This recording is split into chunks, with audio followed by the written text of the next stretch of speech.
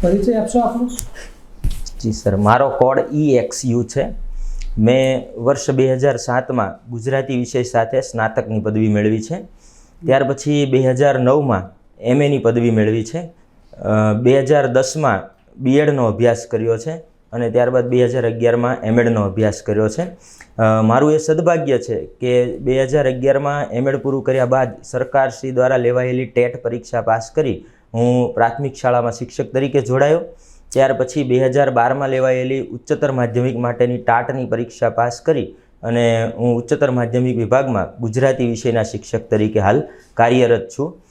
મેં શિક્ષણ કાર્યની સાથે અભ્યાસ શરૂ રાખી 2016માં Gujarat state level eligibility test pass કરી છે અને 2017માં મારો PhDનો અભ્યાસ મેં પૂર્ણ કર્યો છે. ગુજરાતી આપણી માતૃભાષા છે, તમારો વિષય છે, છતાં એ સામાન્યતઃ ગુજરાતી ભાષામાં પરિણામ નબળું આવે છે. જી સર. અને બધાને વધારેમાં વધારે ભૂલો અને એ બધો અવકાશ તેઓ જોવા મળે છે. તો તમારો શું અભિપ્રાય છે, શું કહેવા માંગો છો? આપણા રાજ્યમાં આપણી માતૃભાષા ગુજરાતી છે અને એને આપણે પ્રથમ ભાષા તરીકે અભ્યાસક્રમમાં સ્થાન આપ્યું છે, એટલે એક ચોકસાઈ તેમાં જરૂરી છે. પણ બાર ગાવે બોલી બદલાય, એ બોલી ભેદે થતા ભેદના કારણે લોકો માતૃભાષામાં થોડાક જોઈએ તેટલા જાગૃત નથી. બીજું, ગુજરાતીને મહત્ત્વ ઓછું આપવામાં આવે છે અન્ય વિષયની સરખામણીમાં, કારણ કે ગુજરાતી ભાષા ગુજરાત પૂરતી સીમિત છે, જ્યારે હિન્દી આપણી રાષ્ટ્રભાષા. પૂછું છું કે તમે જે ગુજરાતની અંદર માતૃભાષા હોવા છતાં એનું લેવલ, એનું પરિણામ શાળા કક્ષાએ એ બધું નીચું આવે છે, તો એના માટે સ્પેશિયલી કયા રીઝન છે? એક બે ચાર માત્ર રીઝન. એક તો ગુજરાતી ભાષાને બીજા વિષયની સરખામણીમાં મહત્ત્વ ઓછું આપવામાં આવે છે.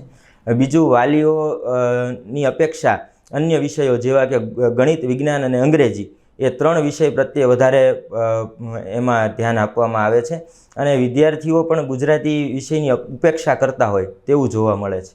આજે આપણે જોઈએ તો GPSCની એક્ઝામ હોય તો ગુજરાતીના પેપરમાં બીજા બધા કરતાં સૌથી ઓછા માર્ક્સ હોય છે.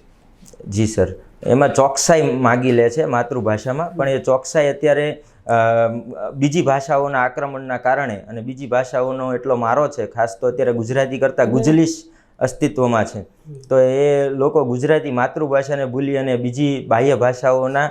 આજે છે વાલીઓ પણ ગુજરાતી મીડિયમ છોડી અને અંગ્રેજી મીડિયમમાં ભણાવવાની વધારે પસંદગી રાખે છે. જી, અંગ્રેજી આંતરરાષ્ટ્રીય ભાષા છે અને ભવિષ્યમાં એમાં વિકાસની તકો અને આંતરરાષ્ટ્રીય ક્ષેત્ર પર બાળકને વિકસવાની તક વધારે હોય છે, એટલે વાલીઓનો મોહ હોય છે. એનો મીન્સ કે ગુજરાતી ભાષામાં ભણીએ તો આપણને ચાન્સીસ ગુજરાત પૂરતું સીમિત છે ગુજરાતી ભાષાનું કાર્ય, અને એવું વાલીઓ માને છે. ગુજરાતી માધ્યમમાં અંગ્રેજી એક ભાષા તરીકે તો શીખવવામાં આવે. જી સર, પણ એ વાલીઓની આજે આંધળી દોટ છે અંગ્રેજી માધ્યમ પાછળ. વાલીઓ એ તરફ પ્રેમ પ્રેરાયા, કંઈક ને કંઈક વાલીઓનું પણ કોઈક જગ્યાએ એવું ટર્નિંગ અથવા તો તૂટ જોવા મળી હશે, એવું એક પોઈન્ટ જોવા મળ્યો છે કે ખરેખર આ બાબતે આ બાજુ આ માઇનસ પોઈન્ટ છે તો અમે પેલી બાજુ જઈએ, તો એવો કયો પોઈન્ટ છે? ગુજરાતીમાં મેં કહ્યું એમ, એક તો રોજગારીની ઓછી તકો, અને બીજું કે આંતરરાષ્ટ્રીય સ્તરે જેને વિકસવું છે અથવા તો રાજ્ય બહાર જેને કામ કરવું છે કોઈ ક્ષેત્રમાં, તો એમાં ગુજરાતી. ગુજરાતીઓ તો મોટામાં મોટા બિઝનેસમેન છે. જી, ઉદ્યોગોના ક્ષેત્રે પણ જે ગુજરાતી ભાષા શીખીને જોઈએ તો ગુજરાત ઉદ્યોગપતિ તો બને જ છે. ધીરુભાઈ અંબાણી કયો ઇંગ્લિશ મીડિયમમાં? જી સર, એ હોય જ છે, પણ વાલીઓની એક મોહ છે અંગ્રેજી માધ્યમનો. તો તમે શાળા કક્ષાએ મોહ તૂટે, ઓછો થાય, ઘટ, એ બાબતે કોઈ એક્ટિવિટી કરી હોય, જાગૃતિ? હું જે તાલુકામાં નોકરી કરું છું ત્યાં અમે વારંવાર મોટિવેશન સ્કૂલ માટે. હા, પણ એ સ્કૂલની અંદર અને સાથે તાલુકાની તમામ શાળાઓમાં, ખાસ કરીને પ્રાથમિક શાળાઓમાં કે જ્યાંના વાલીઓ છે એ અંગ્રેજી માધ્યમમાં ભણાવવાનો મોહ રાખે છે, તો એવા વાલીઓને અમે સમજાવીએ છીએ. અને અમે એક એવું સંશોધન પણ કર્યું હતું કે જેમાં ગુજરાતી માધ્યમ અને માધ્યમ બદલતા વિદ્યાર્થીઓ, એટલે ગુજરાતીમાંથી અંગ્રેજીમાં ગયા હોય અથવા અંગ્રેજીમાંથી ગુજરાતીમાં આવ્યા હોય, તો એવા વાલીઓને અમે મળ્યા અને એમને સમજાવવાનો પ્રયત્ન કર્યો. તો એમને લાંબા ગાળે સમજાણું કે ખરેખર માતૃભાષા છે એ પાયાના શિક્ષણમાં હોવી જોઈએ. આવો એક પ્રયત્ન કરેલો છે. હાલ હું ભાવનગર જિલ્લાના સિંહોર તાલુકામાં જોબ કરું છું. હા, હું ગુજરાતી. શિક્ષણ કયા માધ્યમમાં? ગુજરાતી માધ્યમ. અને ગ્રેજ્યુએશનનો વિષય કયો છે? ગુજરાતી. ગુજરાતીમાં જ થયા છે? હા BA? હા, BA MA. બંને ગુજરાતીમાં થયા છે. તો સાહિત્યની કોઈ કૃતિ ગુજરાતીની હોય જે તમને યાદ હોય, જેના વિશે તમે વાત કરી શકો, જી એવી કૃતિ કઈ? જી સાહેબ, પન્નાલાલ પટેલની માનવીની ભવાઈ કૃતિ, કે જેના વિશે હું વાત કરી શકું છું. માનવીની ભવાઈ. જી તમે મળેલા જીવ વાંચી છે? મળેલા જીવ મેં વાંચી છે, પણ એને ખાસો સમય થઈ ગયો છે. મને થોડી ઘણી મળેલા જીવની વાત કરો ને, કારણ કે એનો શબ્દ જ કંઈક એવો છે. તો શું જીવ મળવું એટલે શું? મને સર અત્યારે એની પરફેક્ટ સ્ટોરી યાદ નથી. ગુજરાતીના સ્ટુડન્ટ છો? જી સર. થોડી ઘણી કંઈક એના કયા પાત્રો કયા કયા છે? એના પાત્રોમાં માનવીની ભવાઈમાં કાળુ અને રાજુનું પાત્ર છે. સર એના પાત્રો અત્યારે યાદ. કાનો અને જીવી હા, છે? કાનો અને જીવી એના પાત્રો છે સર. તો શું સ્ટોરી શું છે એમાં? પ્રેમ પ્રકરણ છે કે કોઈ આઝાદીનો વિષય છે કે કોઈ સમાજની કોઈ દૂષણની બાબત છે કે શું છે એમ? સર અત્યારે હું એના વિશે શ્યોર નથી. છપ્પનિયા દુકાળનું કોઈ નામ સાંભળ્યું? હા સર, એ માનવીની ભવાઈમાં એનું વર્ણન કરવામાં આવ્યું છે, છપ્પનિયા દુકાળનું. અને એ છપ્પનિયા દુકાળમાં એક ખેડૂતની કથા છે કે જે પોતાના ખેતરમાં પકવેલું અનાજ અને ખેતરમાં જે મહેનત કરતો હોય છે, પણ દુષ્કાળ પડવાના કારણે ગામડાઓ ઉજ્જડ થવા લાગે છે, લોકો ગામ છોડીને પલાયન કરવા લાગે છે. સાથે એક પ્રણય કથા પણ એમાં જોડાયેલી છે, રાજુ અને કાળુ વચ્ચેના પ્રણયની. એમાં એની જે માલી નામની જે ગામમાં એક સ્ત્રી હોય છે, એના કાકી હોય છે, એ એના લગ્નમાં વિઘ્ન નાખે છે, પણ એ ખેડૂતનું સ્વમાન જે છે એ સ્વમાન એમાં બતાવેલું છે. એનું એક વાક્ય ખૂબ રોચક છે કે જિંદગીમાં ભૂંડામાં ભૂંડી ભૂખ છે, પણ ભૂખથી એ ભૂંડી ભીખ છે. તમે કયા વિષયો ભણાવો છો? હું અત્યારે ધોરણ 12નું ગુજરાતી ભણાવું છું. ધોરણ 12 નું ગુજરાતી. તો હાઈકુ, મુક્તક, આ બધો ખ્યાલ કરો તમે? જી સર. છંદનો? હા. હવે કવિતાઓ છંદમાં લખાય છે કે છંદ સિવાય લખાય? મોટા ભાગનું અછાંદસ લખાય છે. ગેય કાવ્ય અને અગેય કાવ્ય એટલે શું? ગાઈ શકાય તેવું કાવ્ય હોય તેને ગેય કાવ્ય કહેવાય. ગાઈ ન શકાય તેવું કાવ્ય હોય તેને અગેય કાવ્ય કહેવાય. તો પિક્ચરો જુઓ? જી સર. ગુજરાતી? હા, જોઉં છું. રેવા નામનું પિક્ચર ઉતર્યું, એ કોની નવલકથા? એ ધ્રુવ ભટ્ટની તત્વમસી નવલકથા પરથી બનેલું છે. અને એ સિવાયની કોઈ નવલકથાઓ વાંચી છે? હા, એક અતરાપી નામની નવલકથા છે, એ મેં વાંચી છે. અને એના નાટ્ય પ્રયોગો થાય છે, એ ખબર તમને? હા જી સર, થાય છે.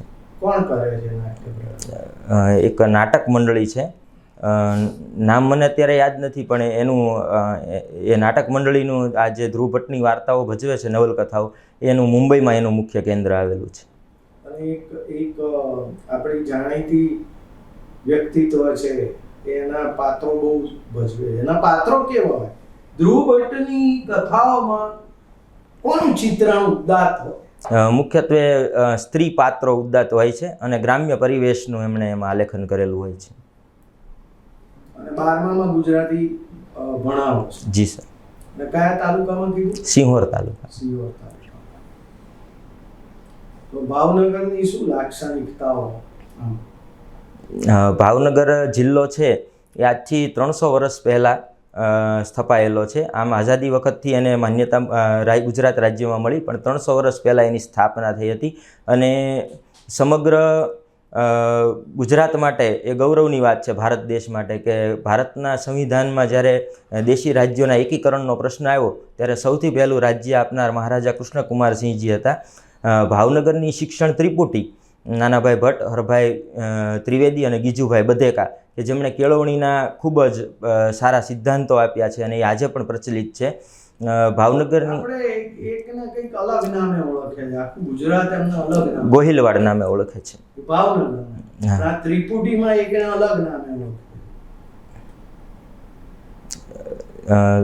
એ ખ્યાલ નથી સર. ઉછાળીમાં ખબર? ગીજુભાઈ બધેકાને મુછાળીમાં નામે ઓળખવામાં આવે, કારણ કે એમણે બાળ શિક્ષણની અંદર ખૂબ વાર્તાઓ દ્વારા પ્રયોગ કર્યા છે, પણ બાળકોને એટલા બધા પ્રેમથી રાખતા અને એમની મૂછો ખૂબ મોટી હતી, એટલે એમને મુછાળીમાનું ઉપનામ આપવામાં આવ્યું છે.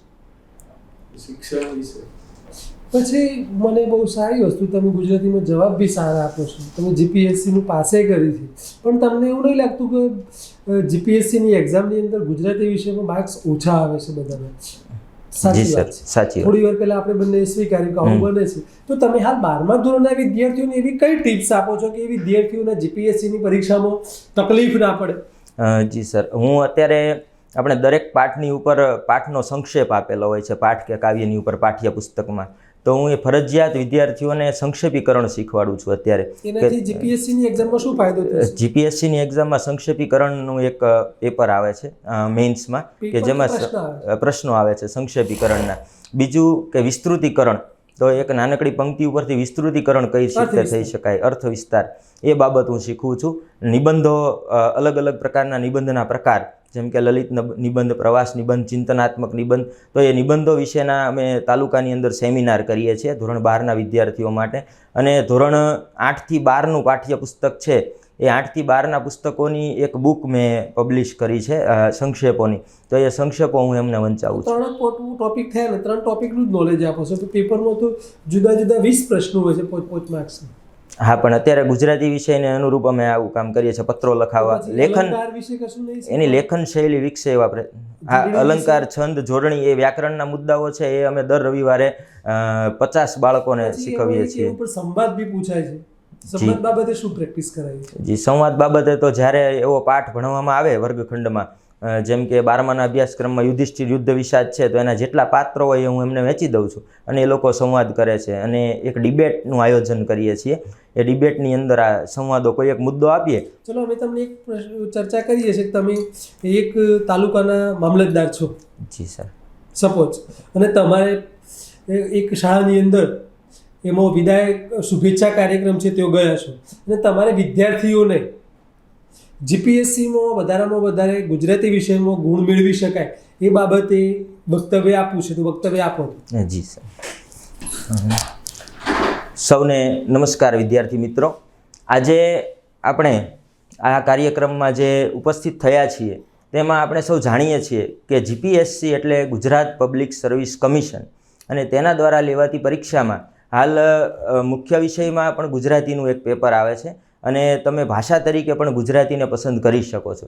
તો ગુજરાતી ભાષાના જવાબો કેમ લખવા, તેમાં શું પૂછાય, તેના વિશે આપણે આજે વાત કરીએ. તો સૌપ્રથમ તો તમને પ્રાથમિક શાળાથી નિબંધ લેખન શીખવવામાં આવે છે. તમે કોઈ એક મુદ્દાને કઈ રીતે વિસ્તૃતિકરણથી મૂલવો છો, ખાસ કરીને શબ્દ મર્યાદા એમાં અગત્યની છે. તમને જ્યારે પૂછવામાં આવે કે 200 શબ્દોમાં જવાબ આપો, તો એ 200 શબ્દ છે એ મર્યાદામાં કશું છૂટી પણ ન જાય અને કશું વધારે પણ ન આવી જાય, એ બાબતનો ખ્યાલ આપણે રાખવાનો હોય છે. પત્ર લેખન વખતે કુલ પત્ર લેખનની 5 બાબતો છે. એ બાબતો જેમ કે લખનારનું સરનામું, લખનારની વિગત, સંબોધન, લખવાનો વિષય, વિષય વસ્તુ, અને નીચે લખનારની જાણ અને સાથે બિડાણ, તો એ બાબતોને આપણે ધ્યાનમાં રાખવાની હોય છે. પત્ર લેખન બાદ સંક્ષેપીકરણ, તો સંક્ષેપીકરણના મુદ્દામાં ટૂંકાણથી આપણે લખવાનું હોય ત્યારે ખાસ કરીને અંદર આવતી કહેવતો, રૂઢિપ્રયોગો, અંદર આવતા ઉદાહરણો, એને આપણે દૂર કરી, અને જો ખૂબ વિસ્તૃત વાક્ય હોય તો એને ટૂંકમાં પુનરાવર્તિત થતી બાબતોને દૂર કરી અને આપણે રજૂ કરવી જોઈએ. વિસ્તૃતિકરણની વાત કરવામાં આવે તો તેમાં આ જ બધી બાબતો ઉમેરી અને આપણી વાતને ચોટદાર રીતે રજૂ કરવાનો પ્રયત્ન કરવો જોઈએ. આ રીતે આપણે સમગ્ર જીપીએસસીના પેપરને સૌપ્રથમ તો પ્રશ્નને સમજવો, પ્રશ્નને સમજ્યા બાદ એ પ્રશ્નનું મનમાં પહેલાં મૂલ્યાંકન કરવું કે આનો જવાબ હું ક્યાંથી લખું. ખાસ લખતી વખતે ક્રમબદ્ધતા જરૂરી છે. ઉપરની લીટી. Thank you sir. હવે મને એક પ્રશ્ન પૂછવાનું મન થાય છે કે આ પત્રના પ્રકારો કયા કયા હોય છે? પત્રના મુખ્ય 2 પ્રકાર પાડી શકાય. એક અરજી લેખન અને એક શુભેચ્છા દર્શક પત્ર લેખન. પ્રેમ પત્ર લખીએ તો કયો પ્રકાર? એ શુભેચ્છા પત્રમાં આવે છે. પ્રેમ પત્ર શુભેચ્છા પત્રમાં આવે છે? એટલે કુશળ મંગળ માટેનો જે પત્ર છે એમાં એને લખી શકાય. ઔપચારિક ને અનૌપચારિક એવા પત્રના પ્રકાર નહીં હોય? હા, હોય. ઔપચારિક પત્રમાં તો ઔપચારિક પત્ર હોઈ શકે? જી સર, હોય છે. અર્ધ સરકારી પત્ર હોઈ શકે? જી સર, હોઈ શકે. અર્ધ સરકારી પત્ર કોને લખે એ ખ્યાલ નથી સર. નિયમ પત્ર કેટલા સુધી ઉપર લખાય, કેટલા સુધી નીચે લખાય? નહીં, પત્ર નિયમ સરકારી પત્ર નથી ખબર છે. અત્યારે 12મા ધોરણમાં ભણવાનું. જી સર.